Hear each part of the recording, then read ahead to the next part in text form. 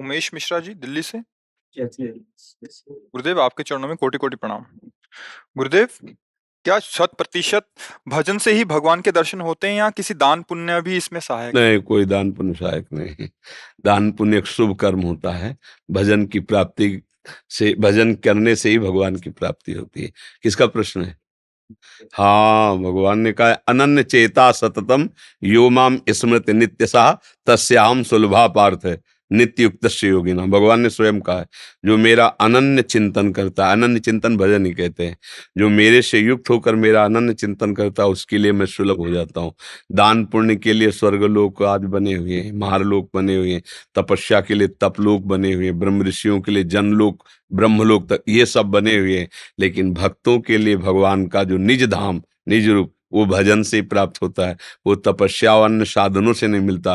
फिर दान पुण्य तो बहुत छोटी बात है। दान पुण्य भरोसे लायक चीज नहीं है। जैसे महाराज नृग ने बहुत दान किया, भागवत में वर्णन है, बड़े अद्वितीय दानी, लाखों गौवें रोज दान करते थे, ब्राह्मणों को घर नगर सब दान करते, खूब ऐश्वर्य था, चक्रवर्ती सम्राट थे। एक गलती हो गई, किसी ऐसे ब्राह्मण की गाय जो कभी दान नहीं लेते थे, उनकी गाय उनकी गौशाला में चली गई। अब चक्रवर्ती राजा गौशाला में थोड़ी बैठा कि उसको पता है किसकी गाय है क्या। जब गौ सुबह दान के लिए और नित्य सुबह दान करते थे, तो वो गाय उन गायों के साथ एक ब्राह्मण को दान कर दी। वो ब्राह्मण लिए जा रहा था, तो आगे वो ब्राह्मण गाय ढूंढ रहा था जिस जो कभी दान नहीं लेता था, उसी की गाय खो गई। तो उसने गाय दे, बोले ये मेरी गाय। तो उन्होंने कहा आपकी कैसे हो सकती, मैं अभी महाराज नृग से दान लेकर आ रहा हूं। दोनों सभा में पहुंचे, तो गाय वाले ने कहा ये मेरी गाय है। महाराज नृग ने पूछा कि आपकी गाय है हमारे गौशाला में, तो उनका छूट कर या जैसे भी महाराज ने कहा मुझे पता नहीं ना कि आपकी गाय है। जिसने गाय दान लिया था उससे कहा कि 1 करोड़ गाय देंगे, ये गाय वापस कर दो। वो भी अठी बोले आपने दान दिया, हम वापस नहीं करेंगे। और वो दान लेता नहीं था, इसलिए कहा मुझे हमारी गाय चाहिए।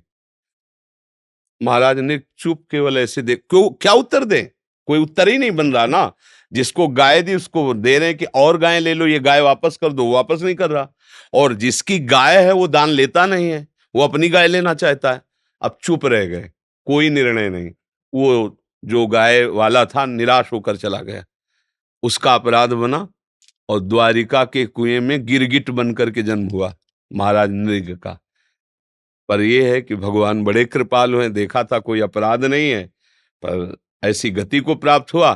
तो एक दिन द्वारिका में यदुवंशी बालक खेल रहे थे, उन्होंने आके बताया भगवान को, एक विशाल गिरगिट आश्चर्यजनक उसमें कुएं में पड़ा है, तो निकलवाया गया।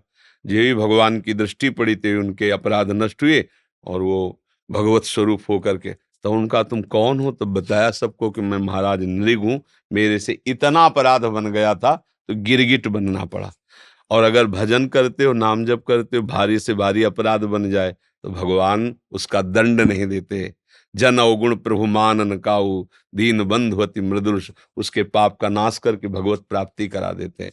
तो हमें तो ऐसा शास्त्रों में भी कि दान पुण्य शुभ से सुख की वृद्धि होती है, लौकिक सुख की। पाप अधर्म से दुख की वृद्धि होती है। लेकिन ना पुण्य और ना पाप ऐसा भगवत प्राप्त होता है।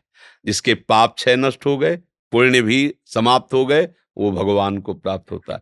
केवल पुण्य बचे तो स्वर्ग आदि लोग, केवल पाप बचे तो नरक आदि, और पाप पुण्य दोनों मिश्रित तो मृत्यु लोग। पाप पुण्य दोनों खत्म तो भगवान की प्राप्ति। समझ पा रहे? जी।